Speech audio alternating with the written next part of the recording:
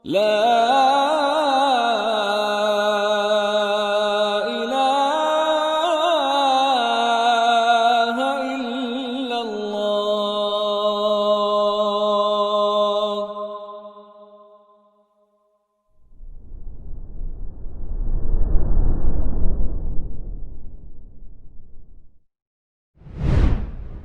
طيب، بسم الله الرحمن الرحيم. Alhamdulillahi Rabbil Alamin. Wassalatu wassalamu ala sayyidil mursalin wa ala alihi wa sahbihi ajma'in, amma ba'd. Ini insyaallah pakai Sennheiser, suaranya kayak di lain dunia itu. Kita teruskan kajian kitab Iqtida' as-Siratil Mustaqim. Terus dalam pembahasan mukhalafah al-musyrikin atau al-ahlul kitab, dan dalil-dalil yang berkenaan dengan itu dari segi illat. Disebutkan oleh Syekhul Islam Ibn Taimiyah rahimahullah, an Hammad an Thabit an Anas radhiyallahu anhu anna al-yahuda kanu idza hadatil mar'atu fihim lam yu'akiluha. Bahwasanya orang Yahudi kalau misalnya ada perempuan di antara mereka yang sedang keadaan haid, maka lam yu'akiluha, mereka tidak apa? Tidak memberi perempuan itu makan. Salam. Jadi tidak dikasih makan. Walam yujami'uha fil buyut, dan tidak dijima' di rumah-rumah. Ya, tidak dijima ini mungkin bisa maknanya tidak dijima, ya, atau tidak didekati gitu loh. Jadi diasingkan betul-betul seperti makhluk yang hina, ya. Fasa'ala ashabun Nabi sallallahu alaihi wasallam an-nabiyya sallallahu alaihi wasallam. Maka para sahabat bertanya tentang hal itu. Fa anzalallahu azza wa jalla, maka Allah pun menurunkan ayat, wa yas'alunaka 'anil mahidhi qul huwa adhan fa'tazilun nisaa fil mahid. Di ayat ini ada 3 kalimat. Wa yas'alunaka 'anil mahid, 1. Qul huwa adha, 2. Fa'tazilun nisaa fil mahid, 3. Mereka bertanya kepadamu tentang al-mahid, perempuan yang berhaid, atau tentang haid. Qul, katakanlah, huwa adza, haid itu adalah adza. Adza di sini maknanya bukan penyakit atau marad, melainkan sesuatu yang memang menyakitkan, ya, sesuatu yang memang menyakitkan, yu'zi gitu loh. Dan lafal qul huwa adza di situ terkandung illat. Illat apa? Illat akan perintah fa'tazilun nisaa fil mahid. Maka uzlahkan nisa dalam keadaan haid.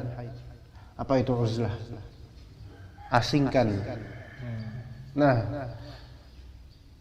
tadi kan konteksnya apa? Orang Yahudi mengasingkan perempuan yang sedang haid dengan pengasingan yang ekstrim, yaitu tidak diberi makan, tidak digauli, tidak didekati, diasingkan di rumah tertentu. Nah, ini kan ekstrim. Maka dalam Islam tidak seperti itu. Betul, haid itu menyakitkan, maka asingkan perempuan ketika lagi haid. Nah, seolah-olah ini ada keserupaan dengan orang Yahudi, seolah-olah, kalau kita nggak paham. Tapi untuk menangkis keserupaan tersebut, kita jadikan adza itu sebagai illat untuk fa'tazilun nisaa fil mahid, yaitu uzlahkan dan asingkan perempuan dari segi adzanya tersebut. Adapun dari segi perempuannya tidak kita asingkan, artinya. Ini fa'tazilun nisa kan seolah-olah satu perempuannya secara zat yang kita asingkan. Enggak. Kita khususkan ini di masalah apa? Adzanya. Nah, adza itu hal yang menyakitkan dalam haid. Itu di mana letaknya?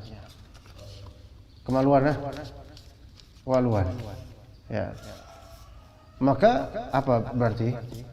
Antum boleh menikmati perempuan tersebut, istri ya, atau mendekatinya, tapi jauhilah bagian yang adzanya itu ada. Itu kemaluannya. Sebagian ulama kemudian menetapkan yaitu ma baina surrah war rukbah, yaitu antara pusar sampai lutut. Itu jangan diapa-apain karena itu mahallul adza. Gimana? Paham enggak? Adapun untuk misalnya mencium pipinya atau mungkin memeluknya, boleh enggak dalam Islam? Boleh. Adapun dalam Yahudi tidak. Dalam Yahudi karena mereka ekstrim dalam masalah taharah, terlalu keterlaluan. Ya. Faqala Rasulullah sallallahu alaihi wasallam isna'u kulla syai'in illa nikah. Isna'u kulla syai'in illa nikah. Lakukanlah oleh kalian segala sesuatu kecuali nikah. Nikah di sini makna nikah itu maknanya dua, ikhwan. Imma makna aqd, imma makna fi'il. Maksudnya fi'il di sini adalah jima'. Ya. Kalau bahasa kita kawin itu ada dua makna. Imma maknanya akad nikah, imma maknanya jima'. Kawin pun dari bahasa Arab, kawin. Ya biasa di kitab bahasa-bahasa Arab tuh. Kawin, jumal al-atiyah. Nah, disuruh kawin tuh. Karena memang yang belajar bahasa Arab, baru belajar bahasa Arab rata-rata masih bujang. Ya disuruh kawin, ya. Ini ya, isna'u kulla syai'in ila nikah. Jadi an-nikah, pemutlakan nikah dalam syariat Islam ada dua maksud. Ya, salah satunya apa? Aqdun nikah dan satunya lagi apa? Yaitu jima'. Ya, isna'u kulla syai'in illa nikah. Jadi ketika perempuan itu lagi haid, tafadhol antum ngapain dia? Terserah. Antum mau merangkulnya, memeluknya, menciumnya, menikmatinya, kecuali an-nikah di sini maksudnya apa? Jima'. Dan jima' maksudnya adalah apa? Wata', yaitu menikmati bagian yang ada adzanya itu, ya, gitu. Fa balagha dzalikal yahuda. Maka hal tersebut sampai ke telinga orang Yahudi. Jadi kalau pada orang-orang Yahudi, kalau perempuan haid itu diasingkan total gitu loh, sampai nggak dikasih makan, nggak diapa-apain, seperti udah kayak binatang berpenyakit gitu. Kemudian mendengar kabar seperti itu, Rasulullah SAW menuturkan syariat yang diturunkan oleh Allah, itu lakukan segala sesuatu kecuali hal itu gitu. Mahalul adzanya jangan diapa-apain.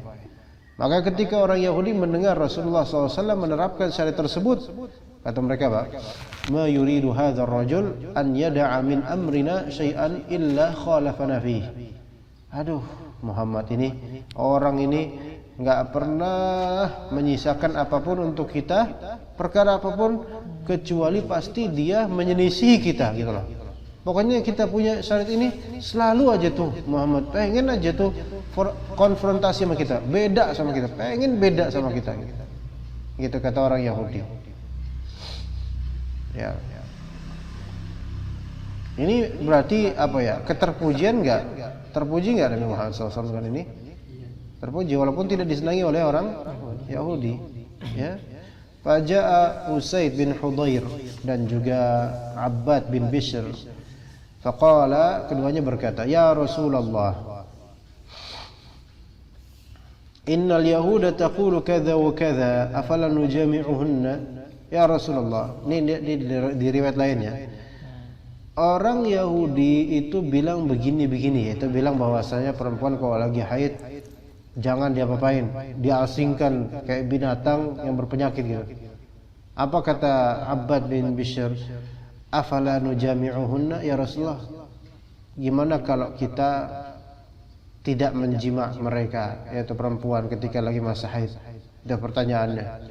Jadi pertanyaan yang seolah-olah terbius dengan kenyataan yang terjadi pada orang-orang Yahudi. Terbius dia maksudnya ada terpengaruh gitu. Kadang-kadang kan seperti itu ya, manusia pun kadang seperti itu. Kita ketika melihat tradisi orang, itu bagus tuh, gimana kalau kita kayak gitu? Nah gitu maksudnya. Kayaknya ide yang bagus tuh ya misalnya. Kalau misalnya nikah pakai petasan yang banyak, kayak cakep tuh, biar rame, biar orang tahu. Gimana kira-kira kalau kita lakukan itu? Nah, kan gitu. Nah, itu yang dimaksud. Apa kita juga ikut seperti Rasulullah? Kita enggak menggauli istri kita? Apa kata Rasulullah? Apa kemudian dalam riwayat fataghayyara wajhu Rasulillah sallallahu alaihi wasallam. Maka berubah raut muka Rasulullah sallallahu alaihi wasallam hatta dhanna an qad wajada alaihima. Sampai kami itu para sahabat ketika melihat skenario ini, ya, itu kami menyangka an qad wajada alaihima. Wajada ala yaitu maknanya ghadiba ala. Sampai kita menyangka bahwasanya Rasulullah itu marah sama keduanya, yaitu siapa? Abbad bin Bishr dan siapa satu lagi? Usaid bin Hudayr, ya. Fa kharaja, maka keduanya pun kemudian keluar dari rumahnya Rasulullah sallallahu alaihi wasallam. Tapi fastaqbalahuma hadiyatan min labanin ila Nabi sallallahu alaihi wasallam. Tapi Nabi sallallahu alaihi wasallam menerima dari keduanya hadiah berupa apa? Susu yang memang diperuntukkan untuk Nabi sallallahu alaihi wasallam. Ini juga menjadi dalil bahwasanya seorang dai diperbolehkan mendapatkan hadiah selama tidak mencarinya atau tidak terfitnah dengannya, gitu. Boleh. Itu baik dai, baik siapapun seperti muslim. Bahkan yang masyru' adalah seseorang menerima hadiah pada asalnya. Ketika diberi hadiah, terima, jangan nolak-nolak sehingga bikin orang yang memberi hadiah kecewa. Ana pernah melihat dai, ya, itu panitianya juga salah. Habis kajian, ini dai bukan ana insyaallah, ya. Kan panitia biasanya ngasih amplop. Nah, ngasih amplop, salahnya ngasih amplop setelah kajian, setelah dai itu mau pulang dan itu di jalan. Nah, dai-nya ini mungkin berusaha ikhlas mungkin ya. Kemudian enggak usah gitu. Gimana sini? Antum coba kasih amplop. Udah enggak usah, kayak ngasih kelabang gitu loh. Enggak usah. Yaudah start gitu. Antum yang panitia bisik-bisik, sementara jemaah pada ngelihat. Gimana rasanya? Antum lihat kayak itu enak gak kira-kira? Enggak. Walaupun kalau sekarang jadi viral kemudian, wah ini masukin YouTube ini cakep nih. Seorang ustadz menolak amplop sampai kita enak lihatnya gitu. Sebenarnya udahlah, ambil aja gitu loh. Untuk masalah ikhlas itu nggak mesti dibarometerkan dengan menerima amplop. Karena antum malah justru kalau nggak menerima, pertama mengecewakan panitia. Panitianya nggak enak nanti. Karena kalau di store balik ke DKM, ya kalau gitu terus nanti kita nggak enak juga sama Ustadz. Masa kita nggak ngasih apa-apa ke Ustadz gitu. Kemudian ambil Rasulullah SAW menerima hadiah. Tapi ini kan Ustadz dunia, begitu juga dengan susu pun dunia, makanan yang juga ada hisabnya, sama seperti duit. Ambil, kalaupun kita mau lebih ikhlas, malah bisa terlebih teruji lagi ikhlasnya. Nggak apa-apa, ambil kemudian kasih ke seseorang atau orang yang membutuhkan. Itu kan lebih baik ya. Disalurkan lebih baik ya. Karena kadang-kadang kalau didekem gitu di DKM atau dibiarkan ke kas, kadang-kadang apa? Ya itu membuat apa? Nggak enak DKM-nya. Kemudian ini Ustadz rutin tiap hari diundang atau tiap berapa kali diundang, kita nggak pernah memberikan kontribusi apa-apa ke Ustadz gitu. Kan nggak enak. Bahkan ada sampai Ustadz dipecat gara-gara nggak mau menerima mukafa'ah amplop gitu. Ala kulli hal, ya bukan itu barometer ikhlas atau enggaknya. Kalau mau lebih ikhlas, nggak apa-apa, terima hadiah tersebut. Kalau memang dia khawatir kemarukan atau khawatir dunia dari itu, maka dia boleh salurkan ke orang yang ana yakin namanya seorang dai itu dia punya channel yang banyak gitu loh, dan akan banyak mad'u yang curhat padanya ketika lagi butuh. Rata-rata gitu. Dai itu gitu rata-rata, apalagi dai yang bermasyarakat gitu. Pasti di iklan aja kayak gitu, iklan orang awam. Pak Haji, ya, tok tengah malam. Apa? Ada yang batuk, bukan masalah agama, batuk. Di komik aja.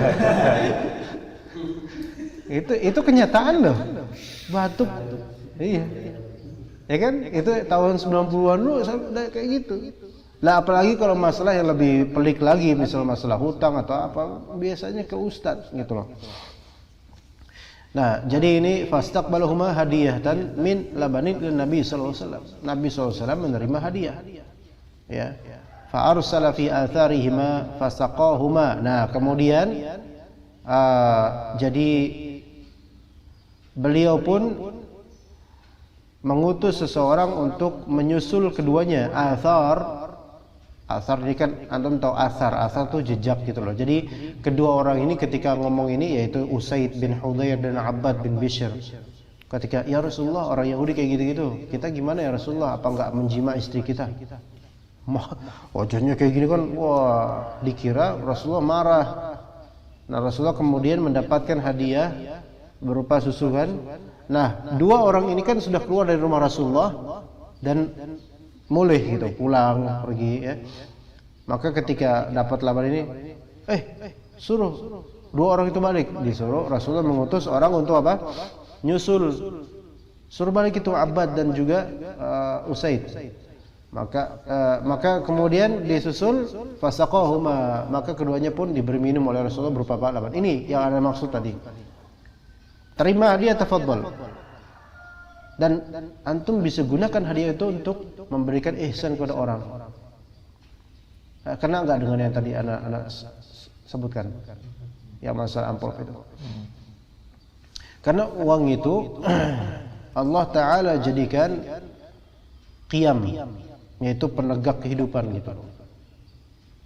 Ya. Bahkan sangat menguntungkan kalau seorang dai mungkin diberikan amanah, baik amanah betul-betul wadi'ah, titipan dari muhsinin, Ustadz ini ada uang 5 juta, tolong kalau memang ada orang yang membutuhkan, tolong ini titipan Anda untuknya, gitu loh. Mungkin itu? Mungkin. Jadi percaya sama Ustadz ini. Itu lebih mending loh daripada nitip ke orang sembarangan. Tapi Ustadznya juga yang benar ya, karena enggak juga Ustadz juga belum tentu amanah juga gitu. Nah, atau dia dapat amplop penghasilan entah dagang, entah ngajar, entah kajian gitu kan. Maka kemudian dia kelola harta tersebut untuk dibagikan ke orang yang membutuhkannya. Ini afdol menurut ana ya, dan ini sesuai dengan sunnah Nabi SAW. Enggak dengan kemudian, dah ini dunia enggak usah, enggak nerima amplop. Tapi kalau enggak nerima amplop, sebelum kajian sudah ngomong harusnya. Ngerti enggak maksudnya? Biar panitia emang enggak menyediakan gitu loh. Jangan panitia udah mengharapkan memberi amplop, dia kemudian habis kajian enggak, gitu terus sampai kiamat gitu terus. Akhirnya panitia, aduh, latihan ogah-ogahan kasih amplop, gua lagi yang ngasihin. Ntar dia pasti nolak Ustadz ini. Tiap hari gitu. Terus di parkiran terus kayak gitu ya kejadiannya. Duh ini enggak hidupnya enggak mau afwan. Disaksikan hadirin. Ya Masya Allah. Ya Allah Masya Allah, ini Ustadz ikhlas banget Masya Allah. Ya begitu. Ya. Jadi kasih ke orang, itu lebih afdal. Atau manfaatkan untuk kebaikan umat, ya. Misalnya membelikan peralatan atau misalnya, itu lebih afdal dibandingkan dia menolak, gitu loh. Baik, kemudian fa'arafna annahu lam yajid 'alaihima. Maka kami pun tahu bahwasanya Rasulullah itu tidak marah ternyata, enggak marah. Ya mungkin karena memberi udzur ya, memaafkan mereka. Tapi raut wajah Rasulullah sallallahu alaihi wasallam yang berubah itu apa? Menunjukkan ghairu muwafiqnya beliau terhadap statement atau pernyataan dari Abbad bin Bishr dan Usaid ini. Ya Rasulullah, orang Yahudi mereka enggak menggauli dan tidak mendekati perempuan yang haid. Kira-kira kita gitu aja enggak ya Rasulullah? Marah Rasulullah. Ya masih marah sini wajah, tapi sebentar, itulah Rasulullah SAW, sebentar. Dan tidak teriwayatkan beliau SAW itu marah berkelanjutan sampai dendam, enggak. Sebentar aja udah selesai. Habis itu ya normal lagi. Ya begitu. Tafadhol, Iqra. وقال المؤلف رحمه الله فهذا الحديث يدل على كثرة ما شرعه الله لنبيه من مخالفة اليهود بل على أنه خالفهم في عامة أمورهم حتى قالوا ما يريد أن يدع من أمرنا شيئا إلا خالفنا فيه. Ya, hadis ini menunjukkan bahwasanya betapa banyaknya yang Allah syariatkan kepada nabinya tujuannya untuk dalam rangka apa? Mukhalafatul Yahud, menyelisihi orang-orang Yahudi. Bal ala annahu khalafahum fi 'ammati umurihim. Jadi dasarnya Pak Rasulullah SAW menyelisihi orang Yahudi dalam keumuman perkara mereka. Sampai orang Yahudinya sendiri bilang apa? Ma yuridu an yada'a min amrina syai'an illa khalafana fihi.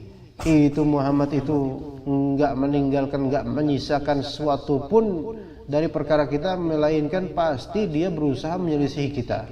Itu sampai diakui oleh orang Yahudi itu sendiri gitu loh. Lah kalau sekarang orang Yahudi kira-kira gimana sama orang Muslim? Tidaklah ada perkara yang kita lakukan Muslim pasti ikut-ikutan. Kebalik. Ya, kebalik ya. Iya.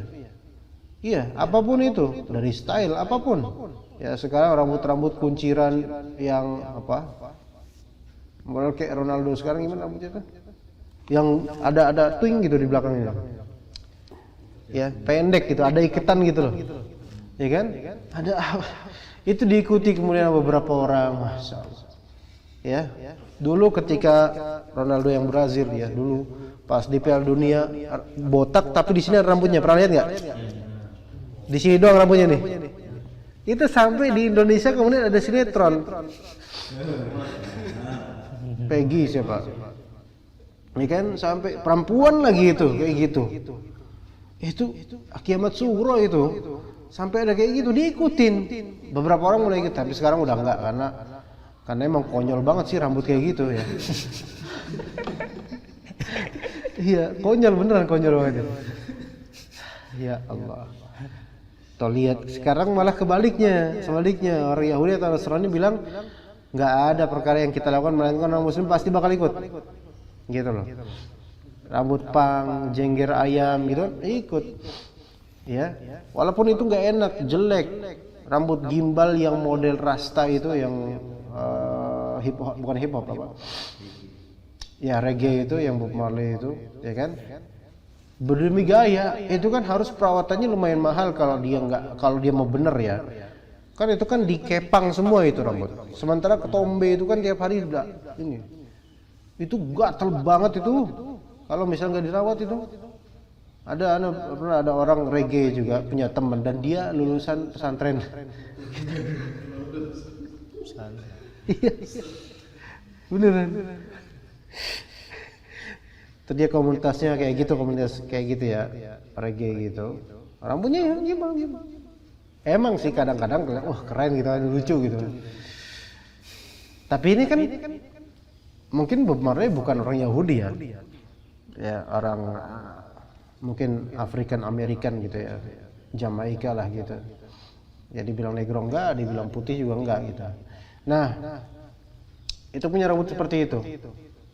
Gayanya Masya Allah. Terus ada tali-tali anjing di celananya tuh. Ya kan? Kan bisa kayak gitu tuh. Dia ada tali-tali anjing. Dia kalau jalan kelincing gitu loh. Gitu, norak banget. Kalau antum lihat sapi gitu kan, ada klong dong. Nah, itu dia kalau kayak dia di sini kelinting gitu jalan. Kayak gitu. Ya, kemudian suatu malam dia teriak-teriak ya. Wah, teriak. Kenapa coba teriaknya? Kegatelan. Kegatal rambutnya gatel banget itu. Akhirnya dia cukur, botakin sendiri tuh rambut. Saking gatelnya pengen ngegaruk semua rambutnya. Karena ketombe numpuk. Kalau kita rambut bebas nih, alhamdulillah kita mau nyisir rambut kan, apalagi pakai sisiran yang punyanya, yang biasa dipakai sama tukang cukur yang seret, itu kan enak tuh. Asik tuh ya. Itu enak banget tuh, ya, buat gatel. Lah ini kalau misal pakai gituan bisa nggak? Nggak bisa. Nyangkut, udah nyangkut nggak bisa keluar lagi ya. Ntar ke jalan pakai gituan lagi. Ya gitu. Gara-gara apa? Demi style itu orang kafir dia mempersulit diri sendiri, dapat dosa tasyabbuh, belum lagi dosa ta'zim terhadap orang kafir, dan khawatirnya bisa jatuh ke kufuran nanti suatu saat gitu loh. Ya dan dia rugi dunia akhirat kalau kayak gitu. Ya, baik, lanjut. Tsumma waqal thumma innal mukhalafata kama sanubayyinuhu taratan takunu fi asli al-hukmi wa taratan fi wasfi. Baik. Al-mukhalafah sebagaimana kita akan menjelaskan, kadang-kadang mukhalafah itu ada di aslul hukum dan ada di wasfu. Ya, wasful fi'il. Ya wasful hukum tapi maksudnya wasful fi'il, di fi'ilnya. Wasf ini di fi'ilnya. Kadang-kadang menyelisihi orang Yahudi dan Nasrani itu bisa di masalah hukumnya. Kalau di Yahudi dilarang, kita membolehkan. Kalau di Yahudi boleh, kita larang. Gitu loh. Di hukumnya hukum. Tapi ada juga mukhalafah dari segi wasful fi'il. Ya, wasful fi'il yaitu perbuatan. Kalau Yahudi berbuat gini, kita enggak berbuat. Kalau Yahudi enggak berbuat gini, kita berbuat gitu. Beda kan? Beda. Ada hukum, ada juga al-fi'il, gitu kan? Baik, lanjut. وقال ومجانبة الحائض لم يخالفوا في أصله بل خولفوا في وصفه. Mujanabatul haid yaitu menjauhi atau mengasingkan perempuan haid. Islam itu lam yukhalifu fi aslih. Islam itu tidak menyelisihi orang Yahudi di asal hukum. Di hukum asal sama-sama haram. Iya, dalam Islam juga sama-sama haram. Tapi mukhalafahnya di apa? Di wasfu al-fi'ilnya, seperti apa sih pengharaman yang dimaksud. Ya, di Islam menjima' dalam artian mewatok, yaitu apa bahasanya? Menikmati bagian kemaluan dan sekitarnya ketika lagi haid itu tidak boleh. Hukum ini sama enggak dengan hukum orang Yahudi juga? Sama. Tapi wasful fi'il dari hukum tersebut itu beda. Kalau orang Yahudi itu keterlaluan sampai secara zat dianggap najis itu perempuan. Tapi kalau Islam enggak. Islam hanya di area situ saja dan kemudian untuk menikmati sisanya tafadhol. Serumah, tidur bareng boleh, ya kan? Iya. Itu wasful fi'ilnya menyelisihi apa? Menyelisihi wasful fi'ilnya orang Yahudi dalam menghadapi perempuan haid. Tapi hukumnya memiliki kesamaan, yaitu fala taqrabuhunna hatta yatuhunna. Wala taqrabuhunna hatta. Jangan dekati mereka, jangan dekati perempuan itu sampai dia suci. Maksudnya dekat di sini sifatnya apa? Yaitu apa? Itu bagian yang ada azanya itu vagina dan semisal, ya. Dan semisal, emang semisal vagina apa ya? Vagina doang. Semisal. Iya. Baik, lanjut. وقال حيث شرع الله مقاربة الحائض في غير محل الأذى فلما أراد بعض الصحابة أن يعتدي في المخالفة إلى ترك ما شرعه الله تغير وجه رسول الله صلى الله عليه وسلم. Tadi kita lihat lam yukhalifu fi aslihi bal khulifu fi wasfihi. Bagaimana? Haitsu syara'a Allahu muqarabatal haidhi fi ghairi mahallil adha. Allah mensyariatkan bolehnya mendekati bahkan menyentuh perempuan haid tapi jangan di mahallil adanya. Karena illat dari pelarangan ini adalah adha. Fa'tazilun nisa qul huwa adha fa'tazilun nisa fil mahid. Nah, itu sudah selesai. Itu dalam Islam seperti itu. Nah, kemudian falamma arada ba'du sahabati an ya'tadiya fil mukhalafah. Nah, ketika ada ternyata dua orang tadi sahabat ya, Usaid bin Hudhair dan juga Abbad bin Bishr. Itu menginginkan apa? Beri'tidak. Apa itu i'tidak? Melampaui batas. Melampaui batas dalam urusan mukhalafah ini menuju apa? Tarki ma syara'ahu Allah, menuju hal yang meninggalkan syariat Allah Subhanahu wa taala. Yaitu seperti mereka pengen apa? Pengen mengasingkan perempuan secara zat total. Itu kan mirip dengan orang Yahudi. Dan padahal syariat Allah tidak seperti itu. Maka taghayyara wajhu Rasulullah SAW. Maka berubah raut muka Rasulullah SAW. Syariat Islam udah gini, udah nggak usah diekstrim-ekstrimkan, udah selesai gini. Iya. Dan sejujurnya menurut ana pembatasan seperti ini termasuk hal yang tidak benar, mujawazatul had. Nih, ya, sebenarnya tadinya udah nggak ada. Ya, udah dirapatin lagi. Tapi sekarang rapat lagi, jemaah pada rapat tetap. Walaupun DKM buat kayak gini, kenapa? Karena cuma berapa orang doang yang pengen kayak gini, rata-rata orang tua, cuma 2 orang doang yang pengen ada kayak gini, tapi mereka memaksakan kehendak mereka. Tapi jemaah alhamdulillah tetap bukan rapat sih, nggak rapat banget ya, karena ada sajadah ya, jadi nggak bisa rapat. Tapi alhamdulillah itu lebih baik. Ya. Karena apa? Tarki ma syara'ahullah. Sementara ada musyabahah terhadap cara ibadahnya orang Nasrani atau orang lain dalam beribadah ketika mereka nyanyi-nyanyi gimana? Agak berjarak nggak antara satu sama lain? Berjarak.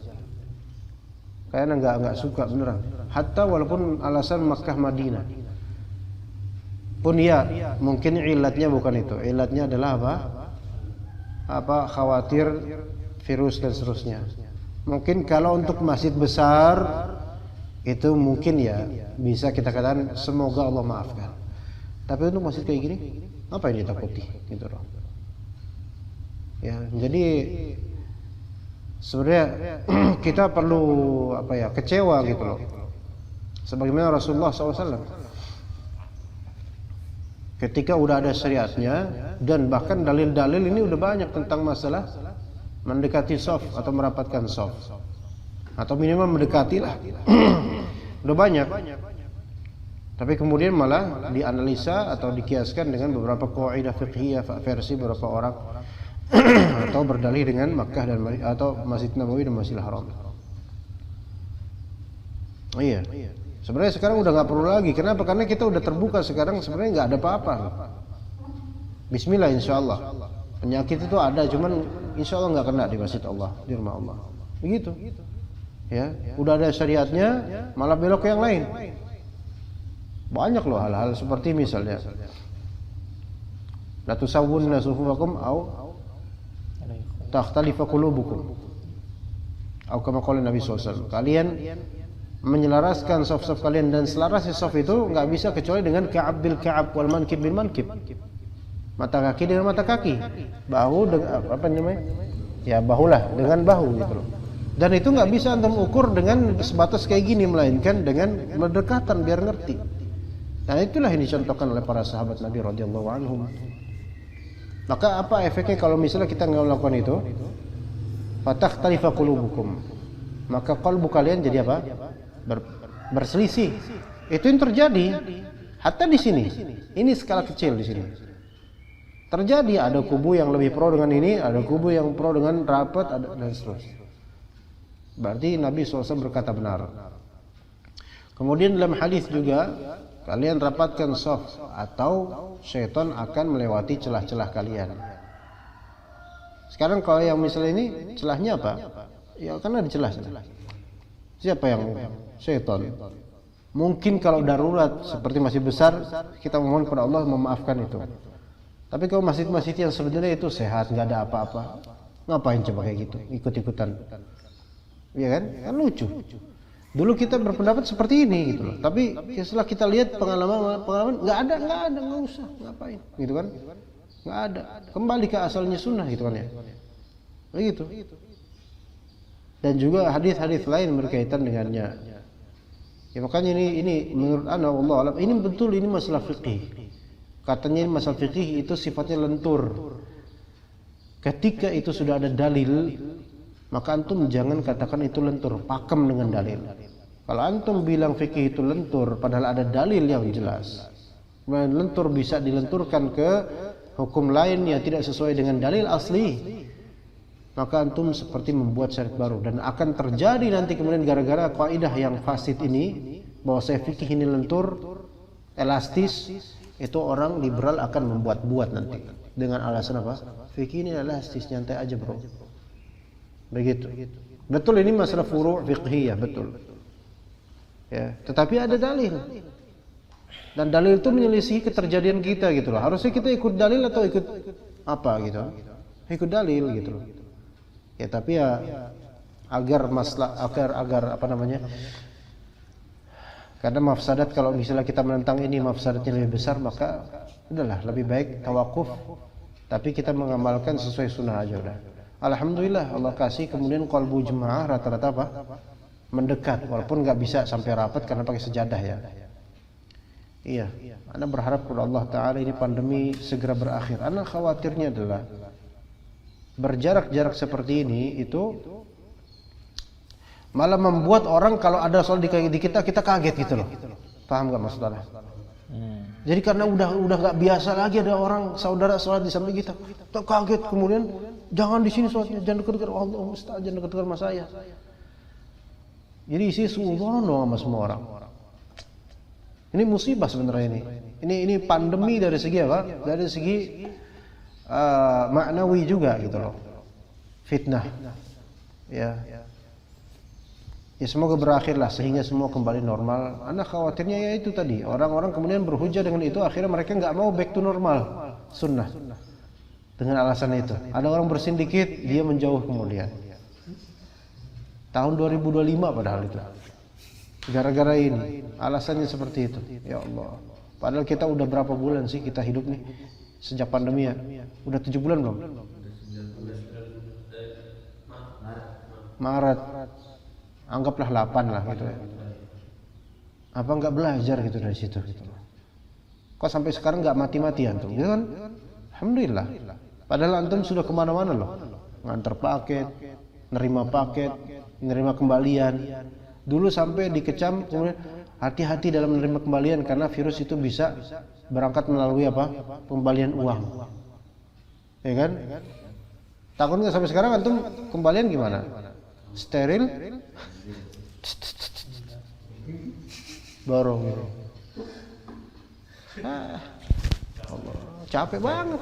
Hidup capek. Itulah bisikan setan. Jadi buat capek dengan itu gitu loh. Dan orang-orang yang seperti ini rata-rata akan perlahan-lahan akan tergerogoti dengan apa? Karahiyatul maut, tapi li ajli dunia gitu.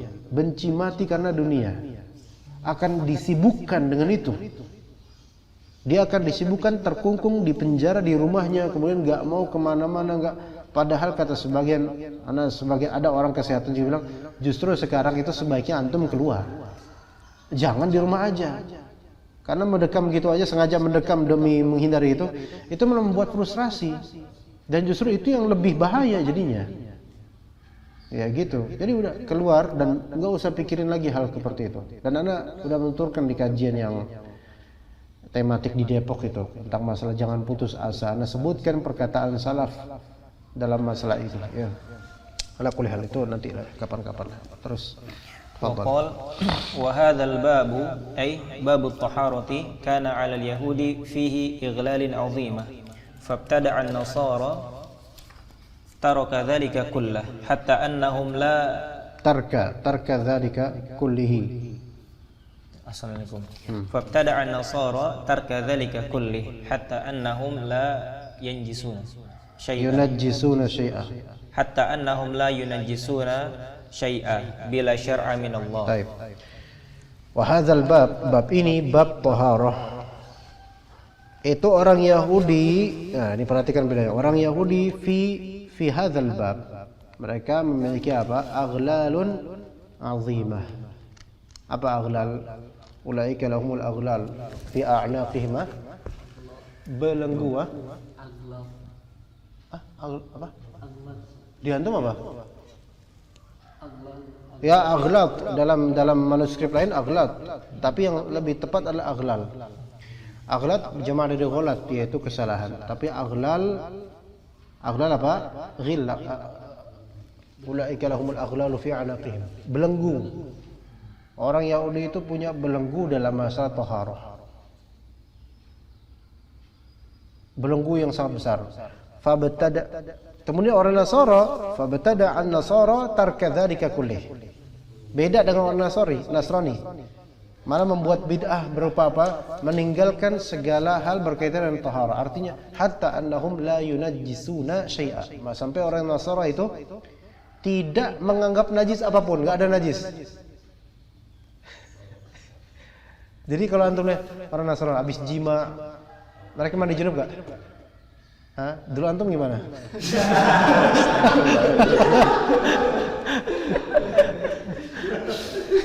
Dia kayak cemburu, kenapa enggak saya yang dibully gitu.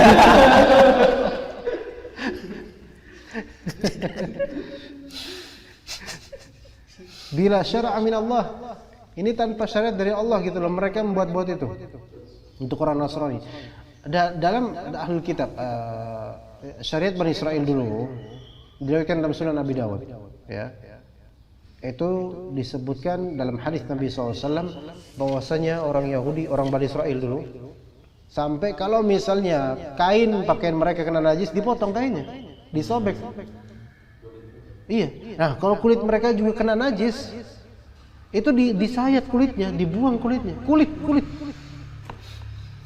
Itu kan luar biasa, ya. Tapi itu memang ketika itu disyariatkan. Makanya kemudian ada ayat Rabbana di surat Al-Baqarah akhir-akhir, Rabbana la tu'akhidna, Al-Baqarah terakhir sebelum tidur apa? Isran kama hamaltahu 'ala alladhina min qablina. Rabbana la tuhammilna ma la taqata lana bih. Itu diantara maksud dari ayat itu adalah, ya Allah jangan syaratkan kepada kami hal-hal yang udah kami gak kuat. Ya itu diantara seperti itu. Antum sekarang punya baju, kena kencing bayi antum, langsung buang. Gimana? Tiap hari berarti kasur antum ya, kepipisan bayi, kasurnya dibuang, wah buang lagi, beli lagi baru. Lama-lama bayinya dibuang kemana-mana nih. Ini ngerugiin ini bayi nih. Nggak kuat antum, nggak bakal kuat dengan syarat lampau itu. Itu di Bani Israel dulu. Kemudian orang Nasrani mereka berbuat kebidahan. Di bebau udah terabas saja lah, nggak ada najis-najisan kelas. Berlebihan ini. Iya. Jadi pup, kencing, darah itu bagi mereka nggak najis. Iya. Makanya antum lihat orang-orang Nasrani ketika ada orang Korea yang Nasrani kemudian makan otak monyet misalnya, hidup-hidup. Nauzubillah. Iya, enggak najis. Ya, nauzubillah. Itu khabith ya mereka. Tanpa syariat dari Allah Subhanahu. Itu ya. Jadi ekstremis hulu tatarruf Yahudi dan juga ifratnya atau meremehkannya orang Nasrani. Ya lanjut pada Allah.